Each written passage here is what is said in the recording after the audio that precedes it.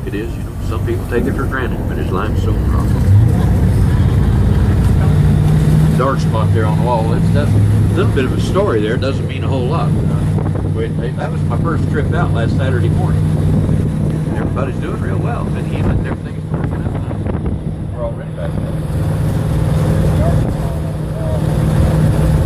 Paper Rock Lake. First time in years. There it is. Beautiful lake. Big blue, beautiful lake. Kind of hazy right now. Clear. Duck alert. There's duck coming. You can holler, get away from the lake. Don't forget. This is a clear water lake. It's actually a water lake.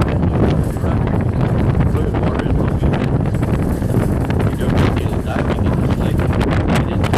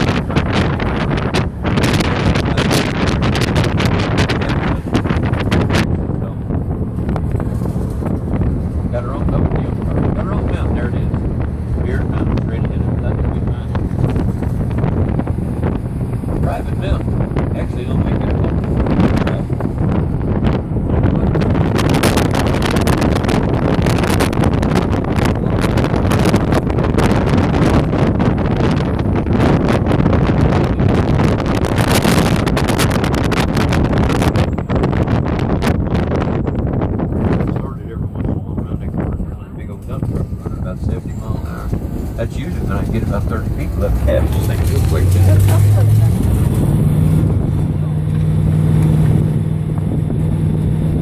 Oh, I got your air conditioning.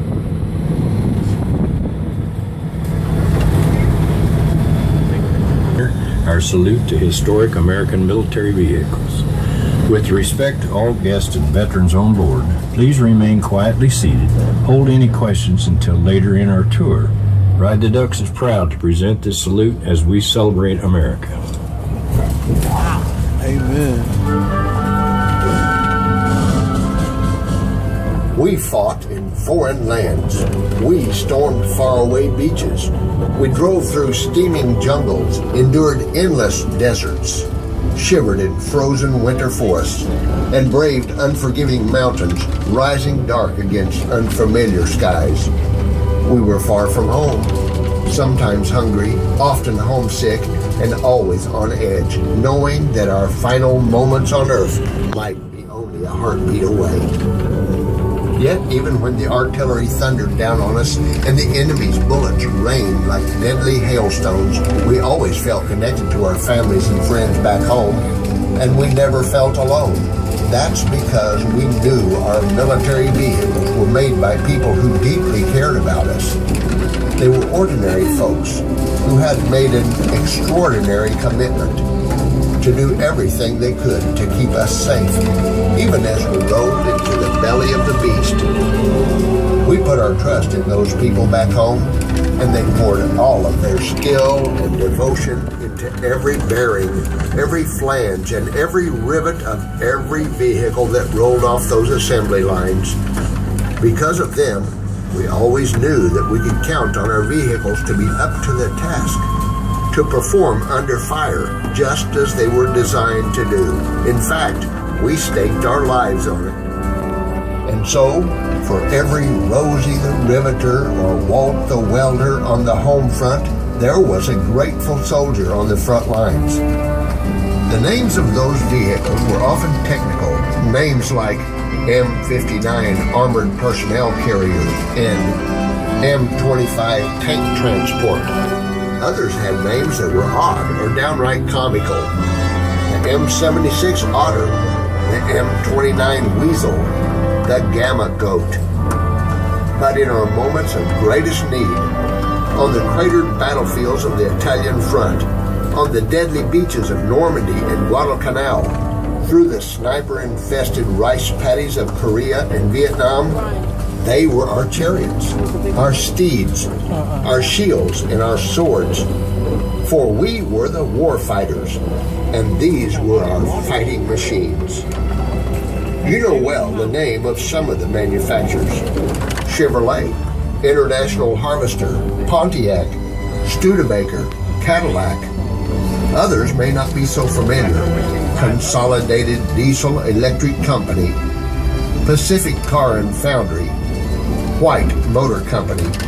Yet, their fighting machines had one thing in common: they were all made in America, infused with American pride and honor, and designed with one overpowering purpose in mind: to help our brave fighting forces defend America's freedom and liberty against some of the greatest threats of the last century. The vehicles came in every shape, size, though they were mostly the same color. Often form followed function, with the purpose of the vehicle revealed in its design. Some had tires, some had treads, and some came equipped with marine propellers. Some were amphibious, able to move troops and supplies from ship to shore and back again. Others were designed to respond to crashes or fires, or to rush to the scene to repair damaged tanks or to rescue injured soldiers. There were vehicles designed to tow other vehicles, while others were designed to be towed as trailers. Some were specifically designed to maneuver quickly and easily through snowy conditions. Others could negotiate surf and sandy beaches with ease. Some were created to help attack specific targets. Others were meant to transport vital supplies, while still others transported the troops themselves. Some were armed, and many were armored. Those fighting machines of yesteryear served us well, and because of them, many of us survived to sing their praises. Today, nearly all of those military vehicles are long retired. Most have gone on to the scrapyard. Some reside in museums, and a few have found second lives in the civilian world. They've been replaced by new generations of military vehicles serving today's fighting men and women. But for those of us who served our country in years gone by, those rusty, battered, battle-scarred antiques will forever hold a special place in our memories. That is our tribute to the military vehicles. Little history on this mountain too. You notice 40% of it about has been quarried away. Conveyor sent it all the way to the dam. At the dam, they removed the rock, recrushed it down to size for concrete aggregate. Started pouring concrete on that dam in 1956, 7 days a week, 24 hours a day for 2 years.